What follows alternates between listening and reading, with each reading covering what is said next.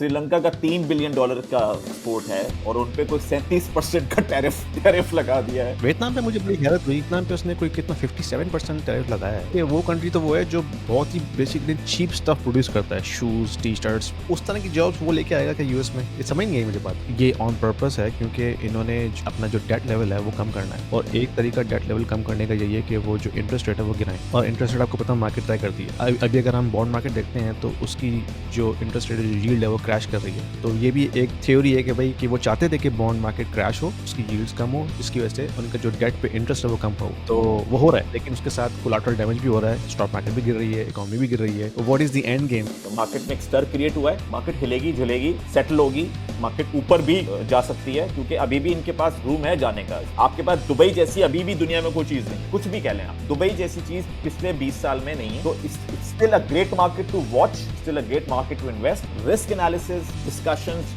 Details, ये सारी चीजें बहुत जरूरी है क्योंकि हर क्राइसिस में एक अपॉर्चुनिटी होती है ना। Every crisis open the door for the opportunity. So इसमें आपको जो है आइडेंटिफाई करना पड़ता है कि आपने अगर पहले से आइडेंटिफाई कर लिया तो फिर आप ऑफ कोर्स उसके गेन्स बना सकते हैं और बजाय इसके कि आप डर के बैठे कि नहीं भाई मैं तो अब एंटर नहीं हो रहा है इसमें, तो बड़ी क्राइसिस आई हुई है। मार्केट जैसी भी हो, चीज अच्छी खरीदनी चाहिए क्योंकि चीज अगर अच्छी है ना तो अच्छे हालात में भी ऊपर जाएगी वो और बुरे हालात में भी सस्टेन रहेगी। लेकिन अगर बुरी चीज खरीद ली तो वो अच्छे हालात में तो चढ़ गई लेकिन बुरे हालात में वो नुकसान देगी आपको। क्या आप कहेंगे यार ये मैंने क्या। Okay everybody, thanks for joining in again. आज हमारी जो एपिसोड है वो करंट अफेयर्स के मुतालिक है क्योंकि इस वक्त काफ़ी न्यूज़ जो है वो आपको नज़र आ रही होगी अपनी स्क्रीन पे कि जो ट्रम्प ने टैरिफ्स लगाए हैं पूरी दुनिया के ऊपर, उसके बाद जो ट्रेड वॉर का सिलसिला शुरू हुआ है उसने पूरी मार्केट को हिला कर रख दिया है। स्टॉक मार्केट अगर आप देखें तो एवरी डे जो है वो 3% 4% नीचे गिरती चली जा रही है। क्रिप्टो का तो खैर बहुत ही बुरा हाल है। तो एक अनसर्टेनिटी का आलम है और उस हवाले से आज हम बात करेंगे कि उसका इम्पैक्ट जीसीसी के ऊपर क्या पड़ेगा, खासतौर पर रियल एस्टेट इन्वेस्टमेंट के हवाले से, ताकि जो इन्वेस्टर्स इस वक्त एक्सप्लोर कर रहे हैं अपॉर्चुनिटीज़, उनको अच्छी तरह पता हो कि वो किस गेम में एंटर हो रहे हैं, ताकि जो रिस्क हैं सारे वो उनको अच्छी तरह से एनालाइज कर सकें। तो जो प्रॉस एंड कॉन्स है वो आज हम डिस्कस करेंगे ट्रेड के हवाले से कि ट्रेड की जो ये जो टैरिफ्स लगे हैं उसके बाद अब आगे हमें क्या नज़र आ रहा है कि क्या इम्पैक्ट होने वाला है इकॉनमी पे, खासतौर पे यूएई जीसीसी की जो इकॉनमी है, और फिर ऑफ कोर्स उसका इम्पैक्ट जो रियल एस्टेट मार्केट है उस पर भी आएगा। तो चलते हैं आज हमारे गेस्ट की तरफ। मोहसिन भाई अस्सलाम वालेकुम, ईद मुबारक, कैसे हैं आप? वालेकुम सलाम यासीन, मैं ठीक हूँ। आप कैसे हैं? आपको भी बहुत बहुत ईद मुबारक। ठीक ठाक। तो काफ़ी गहमा गहमी है मार्केट में इस वक्त। तो बुरा हाल हुआ हुआ है, हर रोज़ाना मैं देखता हूँ मार्केट रेड ही होती है और ये पूरा वीक गुजर गया ऐसी।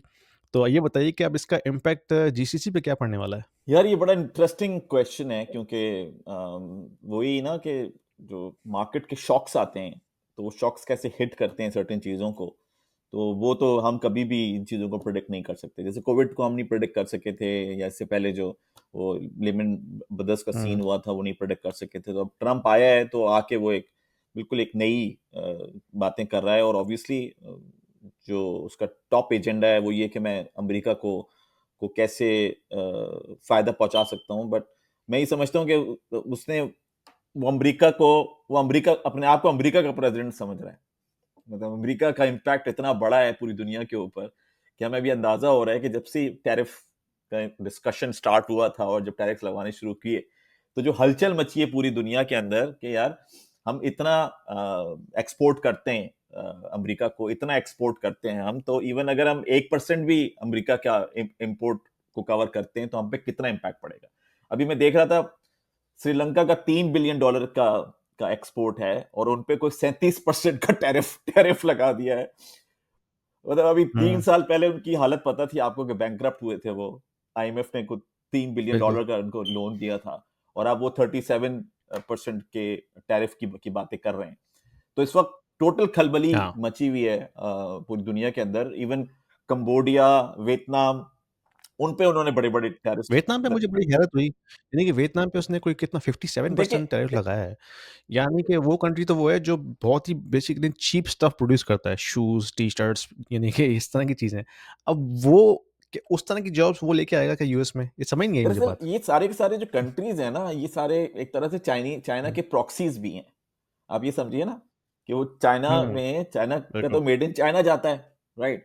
फिर अब बहुत जगहों पे हुँ, मेड इन वियतनाम आप देखते हैं या मेड इन, जैसे लास्ट टाइम हमने बात की थी कि बहुत सारे लोग चाइना से निकल के शारजा में फैक्ट्रीज लगा रहे हैं यूएई जा ताकि रहे वो हैं। मेड इन चाइना से हटके हुँ, मेड इन यूएई पे पे चले जाए। इसी तरह से बहुत सारी जो आसपास की जगहें हैं, थाईलैंड हो गया, वियतनाम हो गया, कंबोडिया हो गया, ये सारी की सारी जो जगह हैं ये चाइना की प्रॉक्सीज है। तो अब ये ताजा जो लोग हैं वो बेसिकली वहीं से, तो उसने वो सारी लिस्ट निकाली हुई है। यानी आई थिंक उन्होंने तो काफी होमवर्क किया उसके ऊपर, और सारी उन्होंने कहा है कि भाई कहाँ कहाँ से चाइना हमें एक्सपोर्ट कर रहा है, और कहाँ कहाँ से हमें कौन सा कंट्री एक्सपोर्ट कर रहा है, और क्यों कर रहा है, कैसे कर रहा है। आई थिंक वो काफी डिटेल में गए हैं और उसको उन्होंने मार्क करना शुरू किया। बट मैं प्रॉब्ली हैरान नहीं हूँ कि आने वाले वक्त के अंदर चेंजेस आएंगी इनकी, क्योंकि उसकी ट्रम्प की प्रॉब्ली ये हिस्ट्री भी रही है कि वो एक दिन सुबह उठते हैं वो कुछ कहते हैं, और फिर 3 दिन के बाद उनका मूड चेंज हो जाता है तो वो कुछ कहते हैं। तो अब जब कॉन्सिक्वेंसेज आने शुरू होंगे तो मेरे ख्याल से चीजें थोड़ी सी चेंज होंगी। अदरवाइज तो अगर ये कंटिन्यू होता है तो ये तो काफी बड़ा बड़ा वो है, एक्शन है यूएस का ऑल अक्रॉस द वर्ल्ड। हाँ, काफ़ी सारी जो है वो कॉन्स्पिरेसी थ्योरीज़ भी फ्लोट कर रही हैं। एक वो ये भी है कि ये ऑन पर्पस है क्योंकि इन्होंने जो अपना जो डेट लेवल है वो कम करना है, और एक तरीका डेट लेवल कम करने का यही है कि वो जो इंटरेस्ट रेट है वो गिराएँ, और इंटरेस्ट रेट आपको पता है मार्केट तय करती है।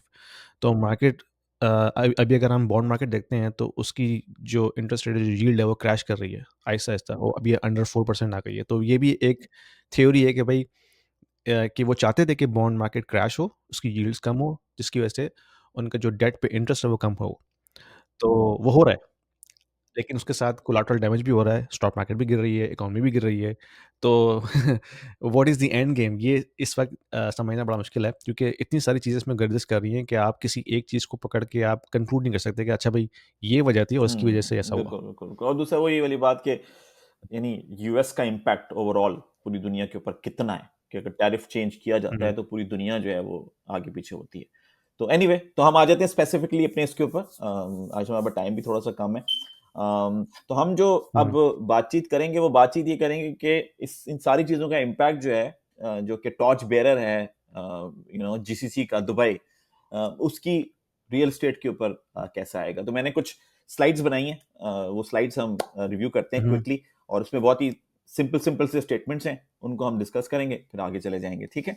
If you are an investor in the US, in Canada, or in Europe, and you are considering investing into Dubai real estate market, this video is for you, because we have a platform called Stake, which allows you to invest into the residential real estate market and start earning rental income right away without going through a lengthy documentation process or coming up with a heavy down payment. Stake is built upon the concept of crowdfunding. So it is democratizing the entire investment strategy, and allows you to own a single unit of the entire investment portfolio. So you don't have to own the entire property, right? You can be part of the pool that can actually own a piece of property, a piece of real estate. So that allows you to start with as low as 2,000 dirhams, and you can slowly ramp up. So as you start investing into it, you can not only own a bit of real estate, but you also get a portion of the rental income on monthly basis. So it's a passive investment strategy, diversifying your portfolio from traditional North American or European markets into Dubai, which is hustling and bustling and growing very fast, and allows you to build your wealth over time. So don't delay. There is a link down there in the description.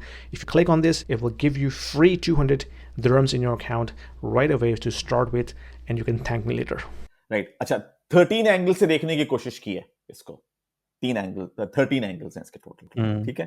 अच्छा, जो पहला angle है वो जैसे हम last time भी बात कर चुके थे, और फिर मैंने आप ही की बात के ऊपर फिर एक आर्टिकल भी पब्लिश किया था कि अगर आप मैंने देखा था वो। हाँ। अगर आप दरहम में या एईडी में या जीसीसी करेंसीज में इन्वेस्ट कर रहे हैं, इसका मतलब है कि आप डॉलर में इन्वेस्ट कर रहे हैं। यहाँ ये बात बड़ी रेलेवेंट हो जाती है। अच्छा, इसका पॉजिटिव इम्पैक्ट ये है कि अगर डॉलर स्ट्रांग होता है तो जो जिन लोगों ने दुबई में इन्वेस्टमेंट की हुई है, इसका मतलब है कि उनकी जो इन्वेस्टमेंट है उस पर भी इम्पैक्ट, बड़ा पॉजिटिव इम्पैक्ट पड़ेगा, ठीक है। But at the same time जो नॉन यूएसडी करेंसीज हैं उन पे मुश्किलात आएंगी। यानी अगर हमारी let's say for example Pakistan की या किसी और कंट्री की वैल्यू गिरती है तो डॉलर महंगा हो जाता है। जब महंगा हो जाता है तो लोग कहेंगे कि यार ये तो महंगा हो गया, पहले ही महंगा था अब और महंगा हो गया, तो हम कैसे कैसे खरीदें। तो अब ये पॉजिटिव भी है और इसका नेगेटिव एंगल भी है। आगे आ जाते हैं, स्टेबिलिटी। अच्छा, अब इस वक्त जो सबसे बड़ी चीज हमें नजर आ रही है वो ये नजर आ रही है कि यार ये फिर केओस क्रिएट हो गया दुनिया के अंदर, फिर हलचल मच गई है। और हमें तो स्टेबिलिटी चाहिए हर चीज के अंदर। अच्छा, अब दुबई का ऑब्वियसली एक हिस्ट्री रही है स्टेबिलिटी की काफी अरसे से। तो लोग वही कहेंगे कि जो सोच भी रहे थे ना कि यार ये दुबई दुबई दुबई, तो कहेंगे यार एक और रीजन आ गया दुबई मूव होने का, ये दुबई में इन्वेस्टमेंट करने का, क्योंकि वहां की इकोनॉमी स्टेबल रहती है और बड़ी न्यूट्रल किस्म की इकोनॉमीज हैं इस पूरे पूरे हुँ। पूरे रीजन की। अच्छा, अच्छा, इसमें इसके यहाँ पे साथ एक काउंटर आर्गुमेंट ये होता है कि जब पिछले रिसेशंस आए थे, उस पे दुबई पे काफ़ी इम्पैक्ट पड़ा था ना। तो ये कहना है कि अगर अभी जो रिसेशन आएगा इस हलचल के बाद से, तो उस पे दुबई पे भी नेगेटिव इम्पैक्ट आएगा। तो इसको हम नहीं कैसे नहीं, असेस देखिए, करें कि आप जो ग्लोबल शॉकवेव्स होती हैं उससे आप हुँ, आइसोलेट तो नहीं हो सकते, क्योंकि हाँ, दुनिया आपस में बहुत इंटरकनेक्टेड हुई हुई है। और जैसे हम कहते हैं कि दुबई में कुछ 200 नेशनलिटीज हैं, तो इसका मतलब है कि 200 कंट्रीज से पैसा आ रहा है दुबई के अंदर। तो अगर वहां हुँ, पे कोई भी चेंजेस आएंगी तो वो बिल्कुल उसका इम्पैक्ट होगा। ग्लोबल शॉक वेव्स को तो आप बड़ी मुश्किल से ही एब्जॉर्ब कर सकते हैं, तो उसमें तो खैर कोई एंगल नहीं। बट एस्पेक्ट ये है कि ये पॉजिटिव कितना है और ये नेगेटिव क्या है। हुँ, स्टेबिलिटी कितनी पॉजिटिव है और स्टेबिलिटी कितनी नेगेटिव है। अब स्टेबिलिटी के पॉजिटिव इसलिए है क्योंकि वो आपके जहन में है कि यार सेफ हेवन है, सेफ हेवन है। अभी बीच में काफी मसाइल हुए थे ना पीछे, ये हुँ, जो इसराइल ईरान की वॉर, इसराइल फलस्तीन की वॉर, फिर यूक्रेन की वॉर, ये सारी की सारी जो चीजें हुई थी, या सीरिया की वॉर चल रही थी, या इराक ईरान की वॉर जो चल रही थी, उससे दुबई को तो फायदा ही हुआ है। हाँ, अब लेकिन ये जो अमेरिका वाला एंगल है, ये बहुत लार्ज स्केल एंगल है और उसका इम्पैक्ट पूरी दुनिया के ऊपर हो सकता है, होगा तो दुबई में भी इम्पैक्ट आएगा उसका। अब जैसे ये इसका नेगेटिव इम्पैक्ट यही है कि वो अगर कंस्ट्रक्शन और लॉजिस्टिक, क्योंकि डेफिनेटली जो अब इन्होंने रियल स्टेट में पैसा लगाना है कंस्ट्रक्शन के ऊपर, लॉजिस्टिक के ऊपर, उस पर भी इम्पैक्ट आ जाएगा। जब वो इम्पैक्ट आएगा तो बहुत सारे जो लोग हैं वो जो जो रिलाय कर रहे होंगे उसकी इनकम के ऊपर, उनको प्रॉब्लम्स होंगी फिर उसके साथ। हुँ, तो बिल्कुल। ये सब इंटरकनेक्टेड चीजें हैं। हमारा ऑब्वियसली इस पे बात करने का मकसद ही यही है कि हम बेसिकली लोगों को दोनों एंगल दे सकें। हम यहाँ ये नहीं कह रहे कि उसका इम्पैक्ट नहीं आएगा या आएगा, हम ये कह रहे हैं कि जी ये पॉजिटिव चीजें हैं और ये नेगेटिव चीजें हैं जो कि इम्पैक्ट करेंगी दुबई को, ताकि आप जब समझ रहे हो और अपना एनालिसिस कर रहे हो तो आपको पता हो कि भाई मैंने इन कैटेगरीज के ऊपर इसको एनालाइज कर लिया है, इसके पॉजिटिव भी देख लिया, इसके हाँ, नेगेटिव भी देख लिया। तो हमें पास कंक्लूजन नहीं है कोई, मतलब लोग समझेंगे अगर हम हुँ। इस प्रेजेंटेशन से ये निकालने की कोशिश करेंगे दुबई में इम्पैक्ट नहीं आएगा, नहीं, हमें बस एक हाँ, हम कंक्लूजन नहीं है। बेसिकली रिस्क प्रेज़ेंट कर रहे हैं हम तो आपके रिस्क सामने। प्रेजेंट कर, हाँ, बिल्कुल ताकि बिल्कुल आपके बिल्कुल। पास एक नॉलेजेबल डिसीजन क्राइटेरिया हो कि जब हाँ, आप कोई डिसाइड करें अपना प्रॉपर्टी इन्वेस्टमेंट का, कि आपको पता हो कि आप किस मतलब आपके सामने जो रिस्क हैं वो क्या हैं। क्योंकि बिल्कुल बाद बिल्कुल। औक़ात जो है ना, अक्सर लोगों को रिस्क का अंदाज़ा नहीं होता, वो बस कूद पड़ते हैं और फिर उनको बाद में पता चलता है। तो हम आपको पहले से रिस्क हाइलाइट कर रहे हैं कि भाई ये रिस्क हैं, तो इनको आपको मद्देनज़र रखना पड़ेगा अगर आप एक लॉन्ग टर्म प्लानिंग कर रहे हैं अपनी इन्वेस्टमेंट की। ऐसे ही है, ऐसे ही। अब देखिए, अभी जैसे आपने कहा था कि स्टॉक मार्केट जा रही नीचे जा रही, तो मैंने क्या कहा था, मैंने आपसे कहा था कि यार वो उसका मतलब बाइंग टाइम आने वाला है, हुँ, इसका मतलब बाइंग टाइम आने वाला है। तो जितने इन्वेस्टर्स इस तरह के हैं कि यार जिनको लग रहा है कि इकोनॉमी स्लो डाउन होंगी, उनको फिर ऑब्वियसली खुश होना चाहिए इस चीज पे कि इकोनॉमी स्लो स्लो डाउन होंगी तो चीजों की वैल्यू गिरेगी। जब हुँ, वैल्यू गिरेगी तो मैं कम पैसों पे खरीदूंगा, और उसके हुँ, बाद जब ऊपर चढ़ेगी तो फिर मैं ज्यादा पैसों की बेचूंगा। तो ये आपको दोनों एंगल से देखने की जरूरत है इसको, क्योंकि ये तो नेचुरल फिनोमिना है कि चीजें ऊपर जाती हैं, चीजें नीचे जाती हैं। अच्छा, बिल्कुल। अब आ जाते हैं टैक्स फ्री का जो चक्कर है। टैक्स फ्री का बड़ा जबरदस्त किस्म का इंसेंटिव है, और वो मैं और भी वीडियोस वगैरह देख रहा था, आप भी देखते रहते हो नोमैड कैपिटल वाली वीडियोस वगैरह इस तरह की, तो मैं हुँ, देख रहा हूँ कि आहिस्ता आहिस्ता वो बहुत बढ़ता जा रहा है। और पूरी दुनिया में मेरे ख्याल से हर आदमी इस टॉपिक पे बात कर रहा है कि यार क्या चल रहा है, हम हाँ, टैक्स दे रहे हैं, किस क्यों दे रहे हैं, कहाँ दे रहे हैं, देना चाहिए नहीं देना चाहिए, हम इतना दे रहे हैं, हमें रिटर्न कितना मिल रहा है। मतलब जितनी बात टैक्स की शायद पोस्ट कोविड हुई है, इससे पहले शायद प्री कोविड बात नहीं नहीं थी, और इतनी हाँ। सीरियस बात भी नहीं थी, लेकिन इसकी मेरे कोविड ख्याल के में बाद। एक जी। वजह ये है कि कोविड के बाद से जो इनइक्वालिटी है ना वेल्थ की, वो इतनी बढ़ गई है कि हम्म। अब लोग ये सोचने मजबूर हो गए कि यार जितना मैं टैक्स देता हूँ उसके बदले में मुझे सर्विसेज क्या मिल रही हैं, और मेरा हम्म। जो वेल्थ बिल्डिंग का जो मेरा अपना प्रोसेस है, वो किस हद तक इम्पैक्ट हो रहा है। फॉर एग्जांपल जितने भी ये जो वेस्टर्न कंट्रीज हैं, यहाँ पे हम देख रहे हैं कि कोविड के बाद से टैक्सेस में इजाफा हुआ है, चाहे वो हम्म। आपका प्रॉपर्टी टैक्स हो, डिफरेंट किस्म के टैक्सेस हो। अभी जैसे रिसेंटली उन्होंने कनाडा में और यूएस में दोनों में कैपिटल गेन्स टैक्स की जो परसेंटेज थी वो बढ़ा दी है। यानी कि पहले ऐसा था कि आपकी जो जो भी आपका कैपिटल गेन्स है, उसकी हम्म। 50% गेन के ऊपर टैक्स अप्लाई होता था। अब उन्होंने वो बढ़ा के उसको 66.7% कर दिया है। और यूएस ने भी ओ। यही किया था।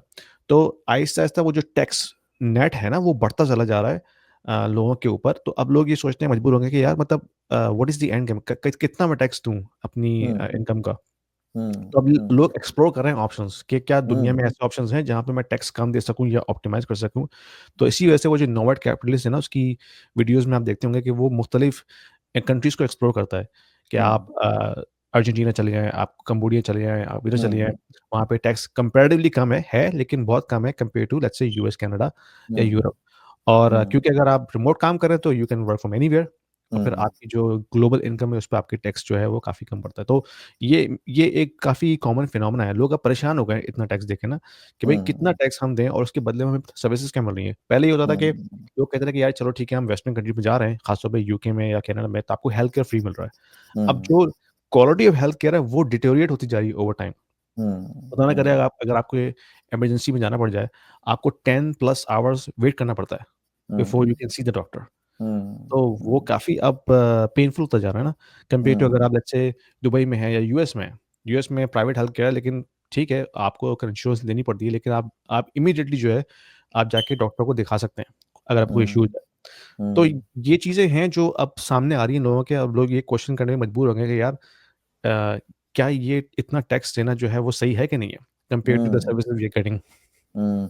यार यासीन, वो जो कॉन्सेप्ट है ना ग्लोबल विलेज वाला, हुँ, आई थिंक वो बहुत ज्यादा अब रेलेवेंट हो गया है कि अब बिल्कुल। अपने आप को आप ना ग्लोबल सिटीजन समझें। Global citizen. और उसमें आप जब ग्लोबल सिटीजन समझें तो फिर ये देखें कि यार मुझे किस चीज का फायदा कहां से मिल सकता है। पहले तो ये था हुँ, कि जी मुझे एक चीज का फायदा एक ही जगह से मिलेगा क्योंकि मैं यहाँ पैदा हुआ हूं, हुँ, ये मेरा मुल्क है। अब चाहे टैक्स ज्यादा हो कम हो कुछ हो, बस यही। अब डेफिनेटली हमारे जैसे मुल्कों में मसाइल क्रिएट हुए तो हमने निकलना शुरू किया कि भाई निकलो निकलो निकलो। लेकिन हम उस वक्त ये नहीं देख रहे थे कि हमारा टैक्स कितना पे करेंगे। हम ये कहते थे यार हुँ, क्वालिटी ऑफ लाइफ कितनी अच्छी हो गई हमारी। देखो हाँ, सिचुएशन कितनी अच्छी हो गई। अच्छा देखो, मैं गाड़ी है मेरे पास, अच्छा मेरी बेगम खुश है, अच्छा मेरे बच्चे ये सब चलता था। अब आहिस्ता आहिस्ता वो भी जो है वो खत्म हो गया कोविड के बाद, और लोग कह रहे हैं कि भाई सब कुछ है, बट मैं अब अपने आप को कंट्री के साथ वैसे नहीं कनेक्ट कर सकता क्योंकि कंट्री की खुद बहुत बुरी हालत है। हुँ, यानी जिस पे आप रिलाय कर रहे थे ना, वो कहते हैं ना, जिन पत्तों पे रिलाय कर रहे थे वही आपको जो है वो। हाँ, तो अब आप जो है वो कह बिल्कुल, रहे हैं यार मैं तो अकेला हूं, उसका मतलब है अब जब मैं अकेला हूं तो मुझे तो अपना मसला खुद ही सॉल्व करना पड़ेगा। तो बिल्कुल। लोगों को अब ये रियलाइज हो रहा है कि वो they are on their own. Hmm, वो अकेले हैं।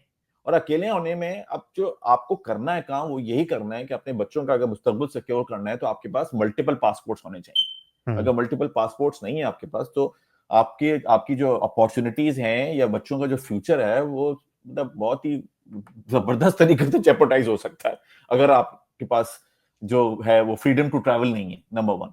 नंबर टू, हुँ, उसके बाद ये कि जी जो अपॉर्चुनिटीज मिल रही हैं उसमें अगर 100 रुपए मुझे मिलते हैं वो जबरदस्त है, बहुत अच्छी बात है, 100 रुपए मिलते हैं, लेकिन घर तो मेरे 6 रुपए आते हैं, सॉरी 60 रुपए हाँ, आते हैं। क्यों हाँ, आते हैं 60 रुपए? और 40 रुपए का मुझे मुझे मिलता क्या है?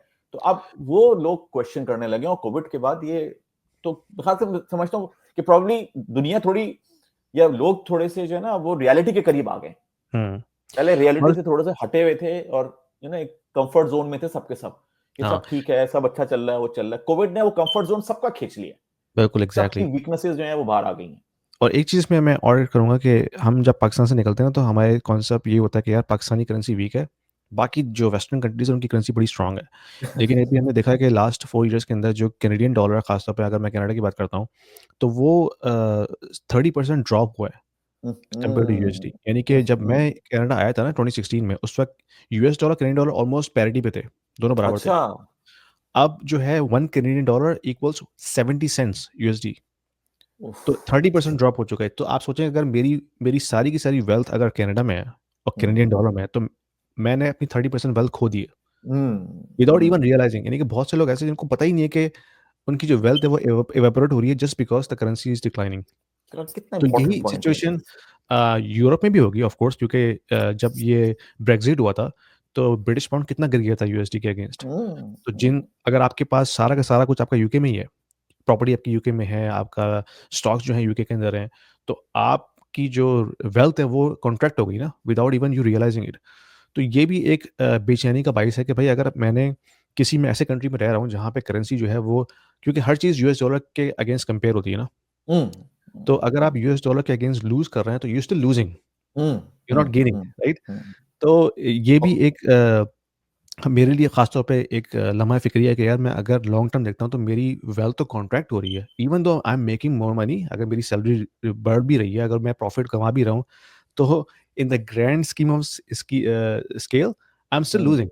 हुँ, तो हुँ, इसीलिए फिर मैं फिर ये दूसरी चीज़ें एक्सप्लोर करता हूँ कि भई अगर मैं कहीं और इन्वेस्टमेंट करूँ, दुबई में हुँ, इन्वेस्टमेंट करूँ या ओमान हुँ, में करूँ हुँ, या किसी और मुल्क में करूँ, तो at least I can hedge against that currency depreciation. Otherwise अगर हुँ, मैं सब कुछ कनाडा में रखता हूँ, तो मैं तो लूज़ कर रहा हूँ। हुँ, हुँ। और आप भी कनाडा में बैठ के बात कर रहे हैं। जी, आप जी। ये सोचिए, राइट? आप अगर सोचें जो एग्ज़ैक्टली, लोग जो और पाकिस्तान में जगहों हैं, वो पे तो बैठे बेचारे वो हुए हैं। बिल्कुल ही हाँ। यासीन 2018 हुँ, जनवरी, 1 यूएस डॉलर ₹105 का। इस अब वक़्त तो 300 के करीब 2 पहुँच गए ना। हाँ, 370 381 समथिंग का है, अब सोचिए। तो जिसके पास ₹1,00,000 थे, आज उसकी वैल्यू पाकिस्तान के अंदर जो है वो कोई 30,000 के बराबर है। हुँ, आप ये सोचिए, और उसको वो रियलाइज़ नहीं कर रहा इस चीज़ की कि वो भी कोई टिकी हुई नहीं है 30,000 पे। हुँ, वो भी किसी भी वक़्त किसी भी छोटी-सी चीज़ के ऊपर नीचे नीचे जा सकती है। क्योंकि बिल्कुल, आपके पास तो कुछ अभी भी कुछ नहीं है, ना कुछ कर रहे हैं आप उस सिलसिले में। समहाउ बिल्कुल, आपने रोक लिया, उसको सब एक तरह से स्टेबिलिटी ऐड की हुई है। बिल्कुल। लेकिन कब तक चलती है वो?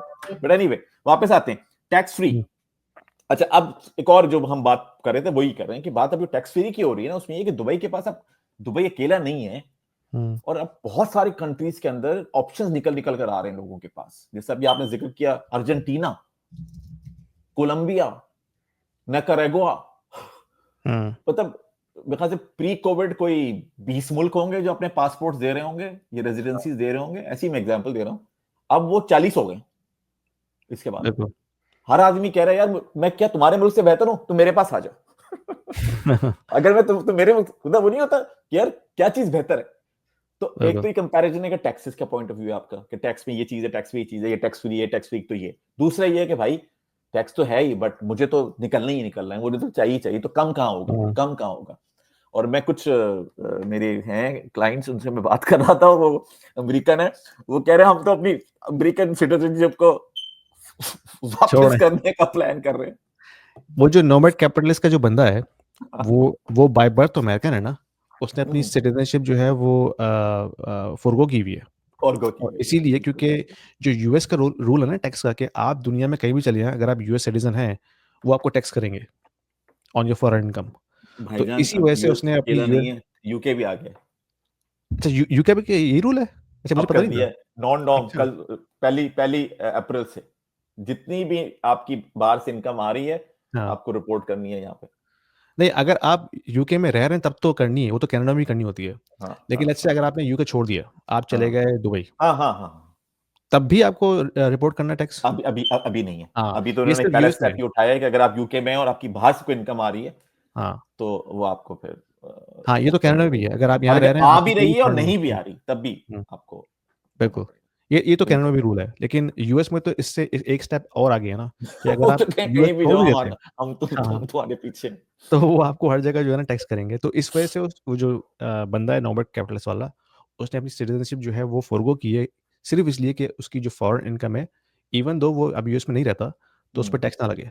हुँ, हुँ, हुँ, हुँ। नहीं तो इस तरह के बहुत सारे लोग अब निकल आएँगे। हुँ। आने वाले वक़्त में ये ट्रेंड बहुत हॉट होता जा रहा है। बल्कि अभी कुछ एक साहब से मेरी बात हो रही थी, वो मुझसे बता रहे थे कि किसी डिजिटल कंट्री बनाने की बात हो रही है। बहुत से लोग अपने आप को ओपन कर रहे हैं क्रिप्टो के हवाले से, कि क्योंकि इतनी रेगुलेशंस बढ़ती जा रही हैं अब दूसरे कंट्रीज़ में कि आपके लिए बड़ा मुश्किल है कि क्रिप्टो को जो है ना अपने वेल्थ में रखना, हुँ, क्योंकि वो हुँ, टैक्स लगा रहे हैं उसके ऊपर।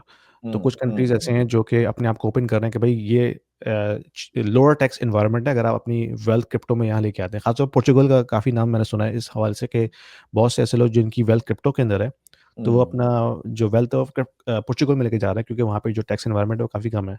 हुँ, हुँ। तो ये ट्रेंड चल रहा है, इसका मतलब है। तो अब जी, जी, बिल्कुल। दुबई दुबई को ना इससे इम्पैक्ट पड़ेगा कि और भी बहुत सारे कंट्रीज़ हैं जो लोगों से कह रहे हैं हमारे पास आ जाओ, हमारे पास आ जाओ। तो ये Are you feeling lost in the complexity of global economy and trying to understand how this is going to impact your investment portfolio? You are not alone, my friend. I have been through and I have learned the hard way, and I'm trying to converge all of my experience and learnings into a course that I just designed specifically for you. In this course, Mastering Macroeconomic Fundamentals for Investment Strategies, I'll show you how to decode the economic trends, navigate market cycles, and build smarter, adaptable investment strategies. You're going to learn, analyze key indicators like GDP, inflation, and yield curves, identify opportunities in commodities and crypto alike, and adjust your portfolio to thrive in any cycle. With real-world examples and actionable insight, this course will empower you to invest with confidence, no matter what the market is. Don't just react to the news. Understand them. Enroll now and take control of your financial future today. चक्कर है। अच्छा, उसके बाद rental yields हमें पता है कुछ 6 से 10% तक की हैं। तो ऑब्वियसली काफी इन्वेस्टर्स के लिए बहुत ही जबरदस्त हैं। तो लोग जो जिनको रेंटल यील्ड्स कम मिल रही हैं अपने अपने एंड के ऊपर, तो वो सोचेंगे कि यार मैं इन्वेस्ट वहां करूं ताकि रेंटल यील्ड्स मुझे अच्छी आए। But at the same time जब ये ऑपरेशनल कॉस्ट इंक्रीज होगी इनकी टैरिफ की वजह से, तो जो अफोर्डेबिलिटी है बहुत सारे लोगों की वो हिट हो सकती है, टेनेंट्स की और लैंडलॉर्ड्स की। तो ये भी लोगों को सोचना होगा कि रेंटल यील्ड्स ज्यादा मिलेंगी, लेकिन एट द सेम टाइम ये कि थोड़ा सा स्ट्रेन भी आ जाएगा इस तरफ। अच्छा, मैं थोड़ा सा जल्दी कर रहा हूँ क्योंकि टाइम का थोड़ा सा जी जी हमारे पास कमी है इसकी। अच्छा, अब आ जाते हैं कंस्ट्रक्शन कॉस्ट के ऊपर। अब इतना सारा कमिटमेंट हुआ इनका, 1,35,000 यूनिट लॉन्च हुआ है 2024 के अंदर सिर्फ। वो अब जब ऑब्वियसली कुछ तो खरीद लिया गया होगा सामान, कुछ खरीदा जा रहा होगा, कुछ फ्यूचर में होगा खरीदने का। अब वो जो कॉस्ट जिन लोगों ने खरीद ली उनके लिए बड़ा अच्छा हो गया, क्योंकि वो तो कॉस्ट उन्होंने लॉक कर दी होगी। उससे ये होगा कि जो लोग हैं, डेवलपर्स हैं, इनके कुछ प्रॉफिट मार्जिन हिट कर जाएंगे, क्योंकि अगर चीजें थोड़ी सी महंगी होती हैं ओवरऑल, तो उससे ये इम्पैक्ट पड़ सकता है ट्रेड वॉल्यूम के साथ। But at the same time ये भी हो सकता है कि ये लोग अपने सप्लायर चेंज कर लें, अपने सप्लायर्स को चेंज करें। अच्छा, दूसरा ये कि अब ये भी हो सकता है कि चीजें इनको सस्ती मिलें, जो डेवलपर्स हैं, क्योंकि अब अगर अमेरिका को नहीं बेच पा रहे वो चीजें, तो ये लोग ये करेंगे ना कि बजाय अमेरिका को बेचने के किसी और जगह को बेचेंगे, रशिया को बेचेंगे, यूएई को बेचेंगे, क्योंकि अब आपको अपना जो क्या कहते हैं अपनी कस्टमर लिस्ट है उसको रिव्यू करना पड़ेगा ना, क्योंकि आपका सबसे बड़ा कस्टमर जो है वो अब ज्यादा इंटरेस्टेड नहीं है आपकी प्रोडक्ट के अंदर। तो उससे दुबई को फायदा भी बहुत हो सकता है, कि हो सकता है वो जो कॉस्ट आए, तो मतलब डेवलपर को बहुत फायदा हो सकता है। और ये भी हो सकता है कि अभी जो नई लॉन्चेस हों उसमें जो प्राइसिंग है वो थोड़ी सी स्वीट हो जाए, क्योंकि आपकी बाइंग कॉस्ट कम हो गई है। पहले आपको चीजें मिलती ही नहीं थी क्योंकि वो अमेरिका चली जाती थी। अब जो है वो कह रहे हैं कि यार हमें तो यहाँ से बड़ी अच्छी ऑफर आई हुई है यहाँ से। तो इस वक्त प्रोबेबली ग्लोबल शॉपिंग का टाइम आ गया है, क्योंकि जब जिन लोगों के पास पैसा मौजूद है ना, वो अब शॉप कर सकते हैं कि यार मेरे पास पहले ये ऑप्शन थे, इस प्राइस पे मिल रहे थे, अब क्या करें। वो कहेंगे यार पहले तो हमारे पास होते ही नहीं थे क्योंकि हम तो अमेरिका भेज दिया करते थे सारे, लेकिन अब हमारे पास आ गए और हम सस्ते में भी दे सकते हैं आपको। तो इसका इंपैक्ट पड़ेगा। तो प्रॉब्ली दुनिया जो है ना, वो इस ट्रेड वॉर की वजह से एक और भी इंपैक्ट ये पड़ेगा कि दुनिया जो है ना वो थोड़ी करीब आएगी एक दूसरे के।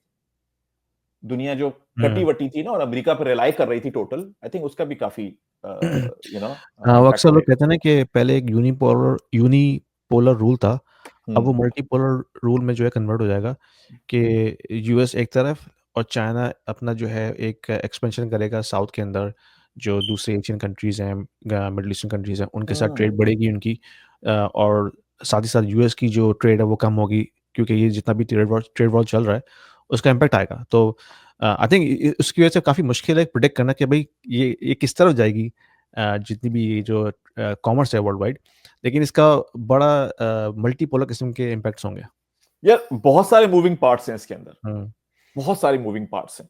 अब ये इस वक्त ये बताना, और अब प्रॉब्ली हम क्योंकि काफी अर्ली स्टेज में है इसके, ये बताना है कि किसका मेजर इंपैक्ट होगा किसका कम होगा, आई थिंक उसको थोड़ा सा स्टडी करनी पड़ेगी। और स्टडी करने के बाद हम एक सेशन कर सकते हैं जिसमें हम ये कह दें कि जो हमने ये सेशन किया था इसके अंदर जो कुछ चीजें थी उसका कितना बड़ा कितना इंपैक्ट हो सकता है। आई थिंक वो एक अच्छा डिस्कशन है करने के लिए। आगे आ जाते हैं। अच्छा, ग्लोबल इन्वेस्टर इनफ्लो, ऑब्वियसली वही ना कि दुबई की मार्केट क्योंकि स्टेबल है, तो उसमें लोग फिर आएंगे वो करने के लिए, इन्वेस्ट करने के लिए। स्टेबिलिटी लोगों को बहुत अट्रैक्ट करती है ना, कि यार स्टेबल होना चाहिए, स्टेबल होना चाहिए। तो स्टेबिलिटी कोई छोटी चीज नहीं है। अब जैसे इवन यूके, लंदन या इधर जगहों के ऊपर जब हम जाते हैं इन्वेस्टमेंट के लिए, हम ये देखते हैं ना कि यार ये स्टेबल सी हैं, ये चले जा रही हैं, चले जा रही हैं, चले जा रही हैं। ग्लोबल कोई शॉक वेव आती है तब तो कोई प्रॉब्लम है, लेकिन इनहेरेंटली इस सिस्टम के अंदर प्रॉब्लम नहीं है। यानी अगर मैं लंदन में इन्वेस्ट करता हूं या ऑस्ट्रेलिया में इन्वेस्ट करता हूं, या ये मार्केट बड़ी मैच्योर, बड़ी इन डेप्थ मार्केट है ना। दुबई आपने अपने आप को ये स्टैब्लिश, मैं ये नहीं कह रहा कि 100% कर लिया, लेकिन वो उस रास्ते के ऊपर एस्टैब्लिश करने के। तो Dubai is not a immature market any more, ठीक है। But at the same time बहुत मेच्योर भी नहीं हुई है वो मार्केट, लेकिन मेच्योरिटी की तरफ जा रही है, उसकी डायरेक्शन अच्छी है। तो ये बड़ा अच्छा टाइम है लोगों का देखने का कि यार और कौन सी ऐसी मार्केट है जिसमें हम डाइवर्सिफाई करके इन्वेस्ट कर सकते हैं। तो उसमें दुबई आराम से पिक हो सकता है, जो बहुत सारे लोग पहले कंसिडर ही नहीं कर रहे थे कि नहीं यार कोविड गुजर गया है, टाइम अच्छा है, ठीक है, चीजें सेटल हो रही हैं, ऐसा ऐसा मेरा बिजनेस दोबारा से पिक होना शुरू हुआ है, वो दोबारा से अब अनकंफर्टेबल हो जाएंगे। क्योंकि जो टैरिफ्स की आप बात कर रहे हैं, इसमें तो मेजर प्लेयर इन्वॉल्व हुए ना। यानी $3 बिलियन का, श्रीलंका की एग्जाम्पल दूं, $3 बिलियन का एक्सपोर्ट है।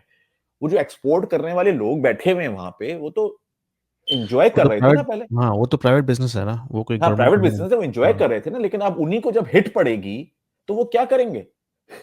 वो कहेंगे यार ये तो क्या मुसीबत है भाई ये। हुँ। क्योंकि मैं श्रीलंका में बैठा हूं तो मुझ पे 37% इन्होंने टोका, यूएई पे 10% है। हाँ। अब ये देखे ना, बहुत सारे लोग अपनी जगहों से निकलेंगे और यूएई जाएंगे, क्योंकि वहां पे कम टैरिफ है ना, 10% का, हाँ, राइट। अब ये भी नहीं पता ना कि ये पर्सिस्टेंट कितनी देर तक रहता है। हो सकता है हाँ, ये ये तो है, टेम्परेरी हो। ये तो है। हाँ। लेकिन ये बात हुँ, भी तो है ना कि दरअसल इनके साथ जो रिलेशनशिप है इनकी, अमेरिका की रिलेशनशिप जीसीसी के साथ जो है वो बहुत हुँ, ही बिजनेस ओरिएंटेड और उस तरह की। वो सऊदी अरेबिया पे 10% लगाया इन्होंने, हुँ। ओमान पे 10% लगाया इन्होंने। 10% तो कोई चीज ही नहीं है, जहां पे 56% चाइना पे लगाया हुआ है हाँ, इन्होंने। बिल्कुल। तो अब बताएं कितने चाइनीज निकलेंगे और यूएई जाएंगे? हुँ। कितने निकलेंगे, that's an right. Interesting point. हाँ, तो बिल्कुल। ये सब निकलेंगे ना जब वहां से, क्योंकि लोग यही कहते हैं ना कि भाई इस रास्ते से नहीं तो इस रास्ते से चले जाओ, इस हाँ, हाँ, रास्ते से नहीं तो इस रास्ते से चले जाओ। हाँ। अब इंडिया को कितना फायदा होगा? इंडिया को 27% लगाया है, हमारा ज्यादा है शायद, 29-30% है पाकिस्तान का। हुँ, अच्छा, बांग्लादेश में 37, बट नहीं, बांग्लादेश में ज्यादा लगाया है शायद श्रीलंका से।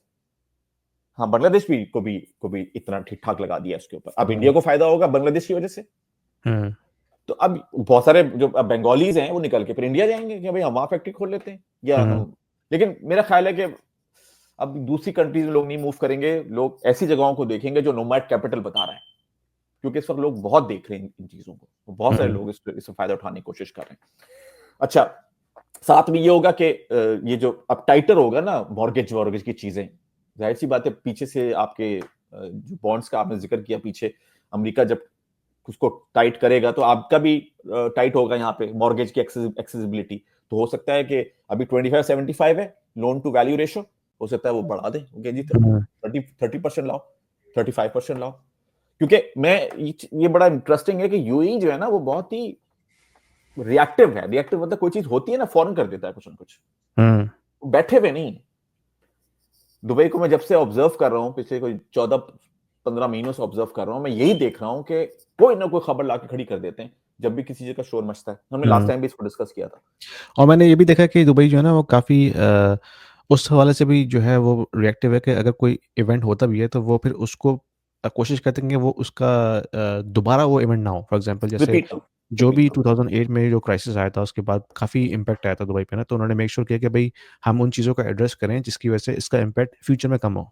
हम्म तो जिस जिस उसी वजह से ये गोल्डन वीज़ा वगैरह उन्होंने दिया क्योंकि पहले ये था कि किसी के पास कोई परमानेंट आया ही नहीं था दुबई में रहने का, तो जॉब खत्म हुई आपको निकलना पड़ता था। अब उन्होंने वो जो रेज़िडेंसी देना वीज़ा देना शुरू किए हैं, तो लोग अब रुक सकते हैं अगर जॉब नहीं भी हो।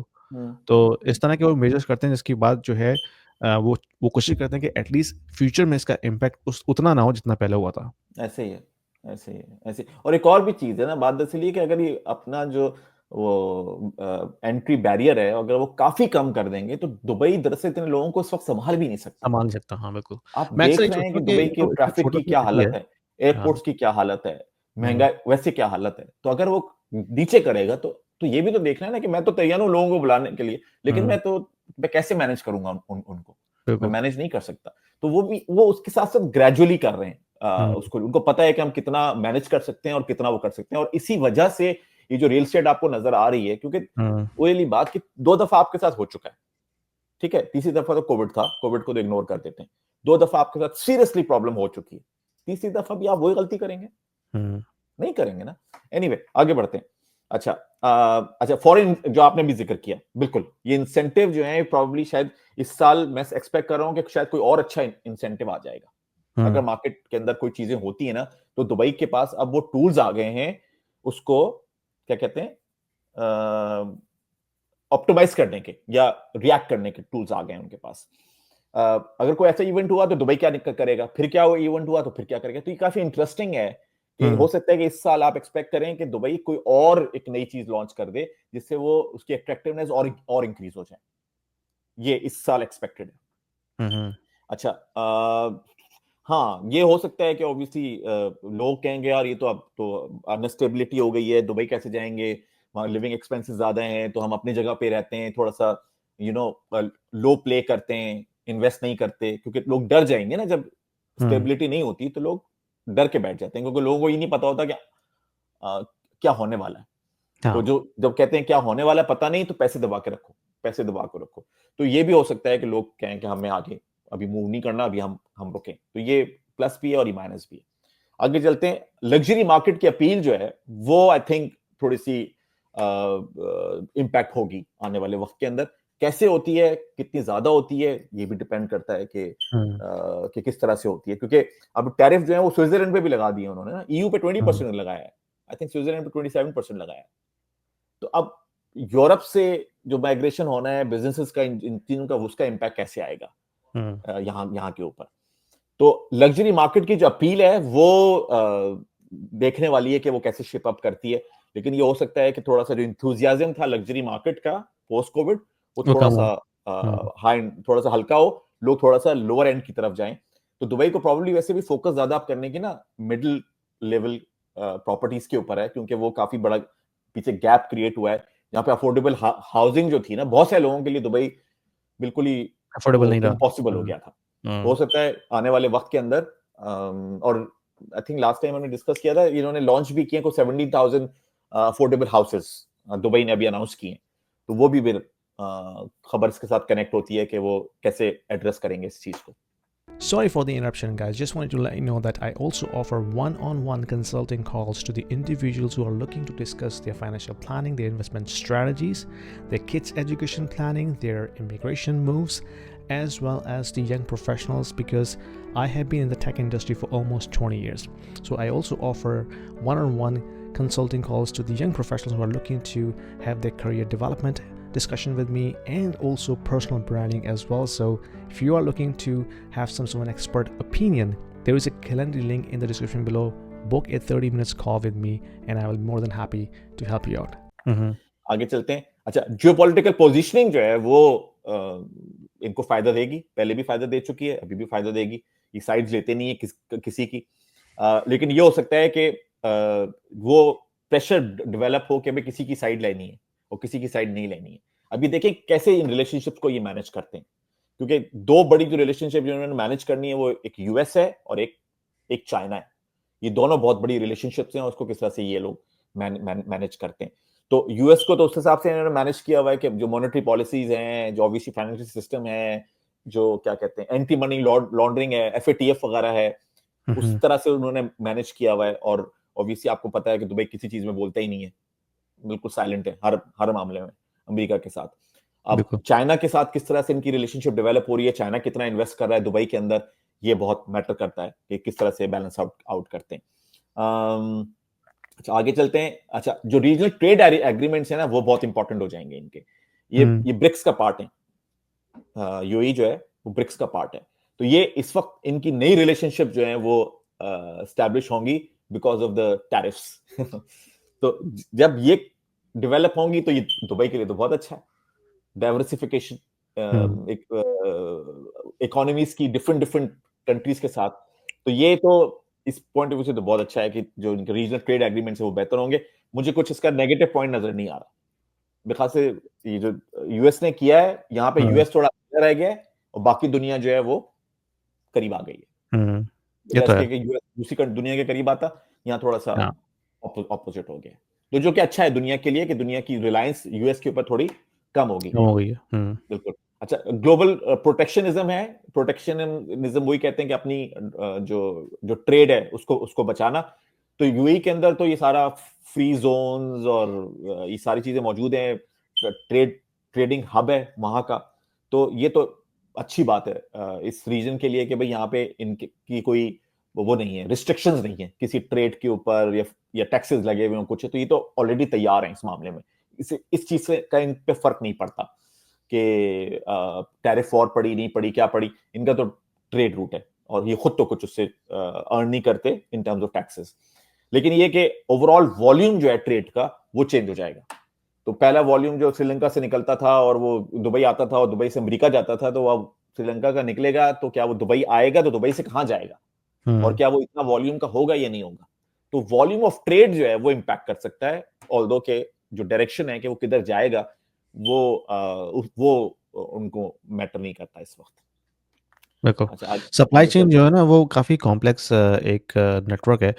और हम्म, आप जब भी कभी एक जगह चेंज लेके आते हैं, उसका इम्पैक्ट आपको मल्टीपल जगह पे नज़र आता है। ये हमने देखा था कोविड के दौरान कि जब उन्होंने सप्लाई चेन ब्लॉक की, तो हम्म, हमें कितने महीनों तक उसका इफ़ेक्ट आता नज़र आता रहा। इवन जब उन्होंने दोबारा वो फैक्ट्रीज़ ऑन भी कर दी, लेकिन उसको टाइम लगा सप्लाई चेन को दोबारा से बैलेंस करते-करते।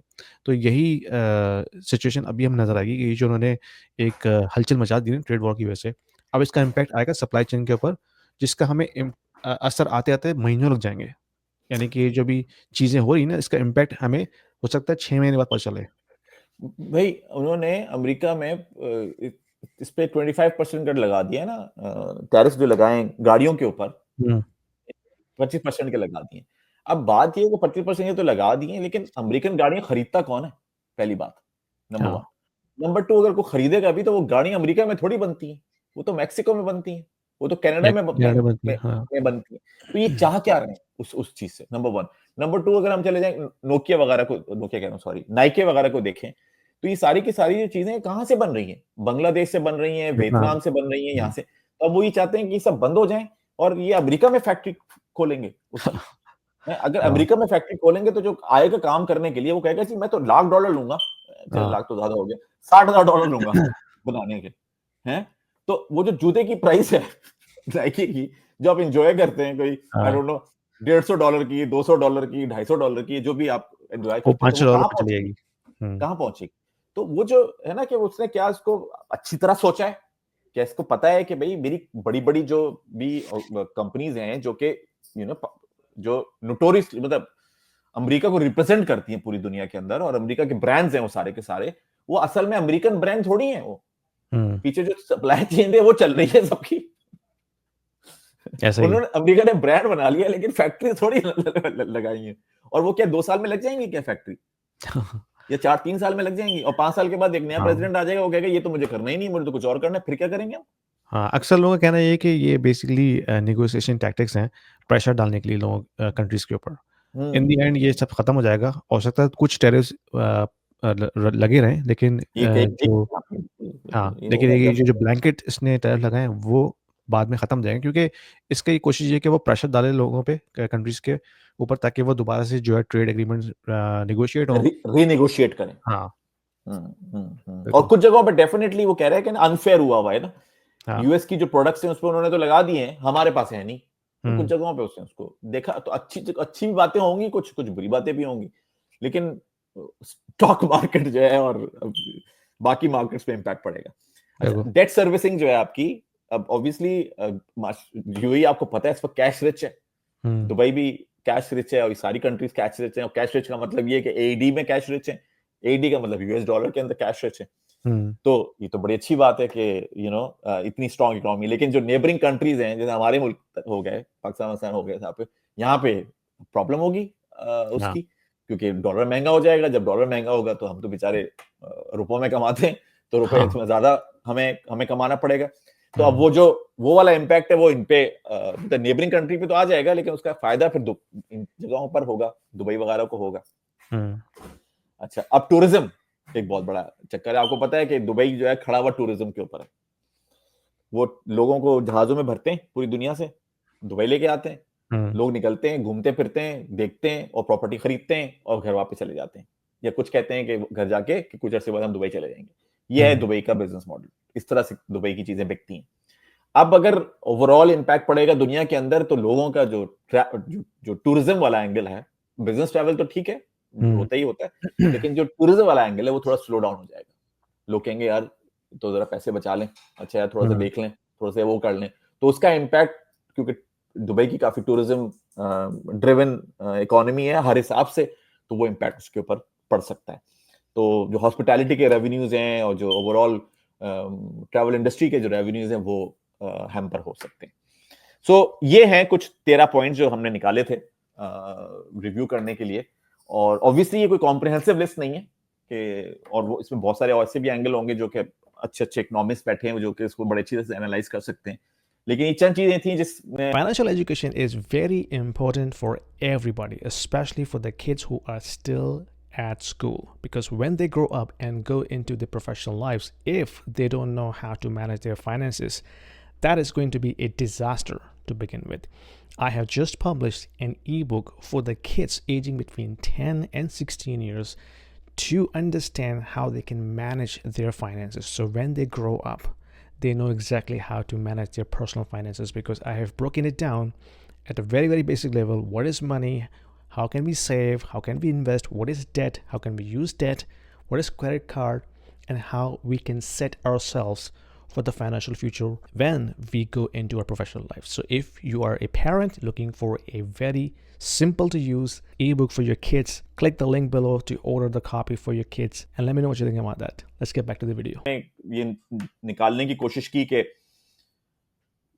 इसका इम्पैक्ट जो है वो क्या पड़ेगा, कैसे पड़ेगा, और कौन कौन से एंगल्स हैं जो कि देखने चाहिए किसी को भी अगर वो दुबई में इन्वेस्ट करने जा रहा है। मेरा पॉइंट ये कि अगर आप सीजन इन्वेस्टर्स हैं तो आप फिर लॉन्ग टर्म है इस गेम के अंदर, और ये गेम आपको अच्छा लगता है, नीचे जाना भी अच्छा लगता है और ऊपर जाना भी अच्छा लगता है, क्योंकि अगर ये दोनों चीजें आपको अच्छी नहीं लगती तो फिर आप जब भी इन्वेस्टमेंट करने जाएंगे तो आपकी जो एक्सपेक्टेशंस हैं वो मीट नहीं होंगी। सो ये वो पीरियड है एनालाइज करने का कि यार ये इस पीरियड ने क्या अपॉर्चुनिटीज क्रिएट की हैं और इन अपॉर्चुनिटीज को मैं कैसे कैपिटलाइज करूं और लॉन्ग रन में मुझे क्या फायदा होगा। जैसे हम काफी अरसे से कह रहे थे, मैं तो पीछे भी कह रहा, मैं कहता रियल एस्टेट को लॉन्ग टर्म देखिए, रियल एस्टेट को लॉन्ग टर्म देखिए, रियल एस्टेट को शॉर्ट टर्म मत देखिए। अगर आप फ्लिपर्स हैं तो आप रियल एस्टेट के लोग नहीं है, फिर आपको कोई और काम करना चाहिए, आपको डे ट्रेडिंग पे चले जाओ, वहां चले जाओ, वो होता होगा। लेकिन real estate is not for flipping. जिनकी भी जनरेशनल वेल्थ डेवलप हुई है वो टाइम के साथ हुई है, उन्होंने जो इन्वेस्टमेंट की अपनी वो टाइम की है और लर्निंग्स की है, और उस बेसिस के ऊपर माशाल्लाह से उन्होंने अपनी जनरेशनल वेल्थ क्रिएट की है। तो ये बड़ा अच्छा टाइम है ये साल ही, बल्कि क्योंकि ऑब्वियसली मार्केट में एक स्टर क्रिएट हुआ है, मार्केट हिलेगी झुलेगी, मार्केट सेटल होगी, मार्केट ऊपर भी जा सकती है, क्योंकि अभी भी इनके पास रूम है जाने का, इसमें कोई वो नहीं है।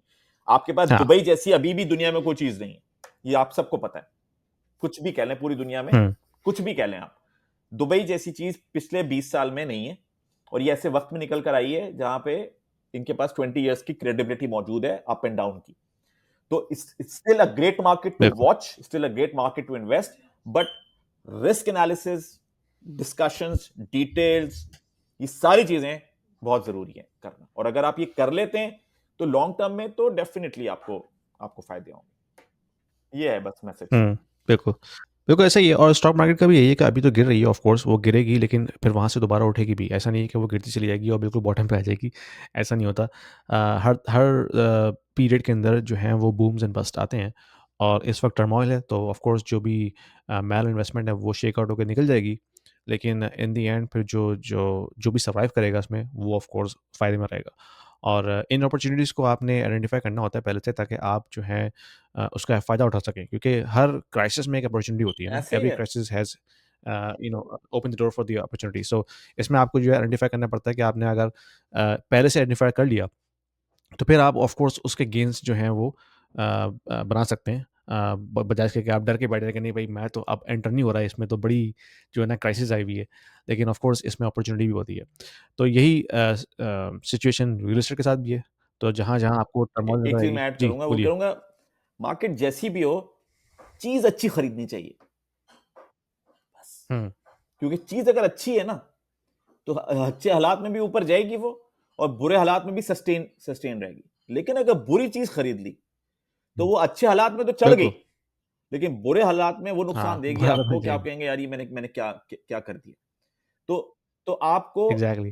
बुरे हालात में तो बहुत अच्छी चीज लेनी चाहिए, और चीज का गेम है सारा का सारा, इवेंचुअली क्वालिटी का गेम है, बिल्कुल। वैल्यू फॉर मनी का गेम है। उन चीजों को आप इंटैक्ट रखें। जर्नल चीजें सिर्फ टाइमिंग के पॉइंट ऑफ व्यू से देखें कि मुझे अभी खरीदना चाहिए नहीं खरीदना चाहिए, हाँ, लेकिन मैं जो भी खरीद रहा हूं वो चीज बहुत अच्छी है, बस। बिल्कुल एग्ज़ैक्टली। अब इसकी एग्ज़ाम्पल मैं ऐसे दूँगा कि अगर आप कोई ऐसी कंपनी का स्टॉक उठाते हैं जो आपको पता है कि ये कंपनी सॉलिड कंपनी है, इसके एब्सोल्युटली। अच्छे फंडामेंटल्स हैं, प्रॉफिट्स हैं, अर्निंग्स हैं, तो ठीक है, अगर अभी स्टॉक पिट भी रहा है, तो इवेंचुअली वो ऊपर आ जाएगा क्योंकि कंपनी प्रॉफिटेबल है, ठीक है ना? इसी तरह से प्रॉपर्टी भी है, तो अगर आप ऐसी जगह पे ले रहे हैं जो कि हाई एंड प्राइम लोकेशन है और उसको पता है कि टूरिस्ट का यहाँ पे काफ़ी ट्रैफ़िक है, ठीक है, अभी टर्मोइल है लेकिन विद इन नेक्स्ट 12 मंथ्स और 24 मंथ्स उसने ऊपर आ जाना है। तो यही होता है सारा से आपकी बात बिल्कुल ठीक है कि आप वो चीज़ उठाएँ जिसका आपको पता है कि दिस इज़ सॉलिड एंड इसका जो अपने और एक फंडामेंटल्स हैं चीज वो और, सॉलिड हैं। कभी सस्ती चीज ना उठाएं। अगर आपके प्रायोरिटी ये है कि मुझे कोई सस्ती चीज चाहिए, तो आपके चांसेस गलती करने के बहुत ज्यादा इंक्रीज हो जाते हैं। आपको हमेशा ज्यादा डिमांड वाली चीज हुँ, उठानी चाहिए, क्योंकि आप हुँ, कुछ सस्ती चीज लेके किसी ब्रीफकेस से बंद करके घर में तो पैक करके नहीं रखेंगे ना। अगर आप कोई भी चीज हाँ, ले हाँ, रहे हैं, प्रॉपर्टी की बात करें, स्टॉक की बात करें, तो वो आप या तो किसी हुँ, दूसरे इन्वेस्टर के लिए ले रहे हैं, या फिर आप किसी टेनेंट के लिए ले रहे हैं। और अगर आप अपने लिए ले रहे हुँ, हैं तो वो फिर आपकी आपकी एक अलग प्रायोरिटी है कि मुझे क्या चाहिए क्या नहीं चाहिए। लेकिन अगर आप हाँ, टेनेंट के लिए ले रहे हैं और अगर बिल्कुल, आप किसी इन्वेस्टर के लिए ले रहे हैं, तो आपको उसके दिमाग से सोचना होगा कि मैं क्यों खरीदूंगा इसको। तो हुँ, अगर उस चीज की डिमांड हाई है और आप 2 रुपए ऊपर खर्च कर रहे हैं, तो प्लीज 2 रुपए खर्च कर दीजिए। लेकिन ये जो दिमाग में हमारे हुँ, है, खासकर पाकिस्तान में, और काफी लोगों से मैं बात करता हूँ कि जी वो सस्ती से सस्ती तरीन चीज निकाल दो। भाई किसी वजह से सस्ती है वो, किसी वजह से सस्ती है। हुँ, लॉजिक सोचिए ना, वो सस्ती क्यों है। या जैसे मार्केट में लोग आ रहे हैं, वो कह रहे हैं जी वो हाँ, 40% डिस्काउंट दे रहे हैं मुझे। मैंने कहा तुम सोचो क्यों दे रहे हैं, हाँ, क्या मसला है, वो हुँ, मतलब नहीं बिक पा रहा, मसला क्या है, क्यों 40% डिस्काउंट दे रहे हैं, क्यों कोई देगा डिस्काउंट हुँ, 40%, जब मार्केट जो है वो चढ़ी हुई है। बिल्कुल, तो हमेशा सोचिए इस चीज को, और ये मत अपना विन मत कंसिडर कीजिए कि मैंने 40% सस्ते में कोई चीज ले ली है। आपको ये होना, हुँ, इस जो चीज मैंने ली है इसकी डिमांड 40% ज्यादा है। इसकी डिमांड है भी कि नहीं फ्यूचर में? हुँ, अगर आप डिमांड पे जाएंगे, बिल्कुल, आप हमेशा सेफ रहेंगे और हमेशा फायदा उठाएंगे। लेकिन अगर आप ये सोचते रहेंगे कि जी मैं सस्ता ले लूं सस्ता ले लूं सस्ता ले लूं, तो जरूरी नहीं है कि सस्ती हुँ, चीज जो है वो बिल्कुल, ऐसा ही है। तो इसी नोट पे इसको ख़त्म करते हैं मोहसिन भाई। Thank you very much for your insight, काफ़ी वैल्यूएबल इनसाइट्स हैं। तो व्यूअर्स के लिए मैसेज है कि अगर आपको कोई क्वेश्चन है तो प्लीज़ कमेंट्स में डाल के हमसे पूछिए और ईमेल आउट कीजिए हमें। ईमेल एड्रेस मेरा आपको मिल जाएगा और मोहसिन भाई जो है आपके साथ एक one on one consulting call कर सकते हैं ताकि मज़ीद हम आपके लिए ऑप्शन जो है वो एक्सप्लोर करें। तो हम नेक्स्ट वीक इंशाल्लाह दोबारा आपसे मिलेंगे और जीसीसी का कोई और टॉपिक लेकर आएँगे आपके लिए। Thank you very much. मेरे ख्याल से टॉपिक्स की तो भरमार स्टार्ट होने वाली है अब जब से ये चीजें स्टार्ट हाँ, हो हाँ, गई। बिल्कुल, बिल्कुल। चलें, thank okay, you so thank you very much, much. Thank you.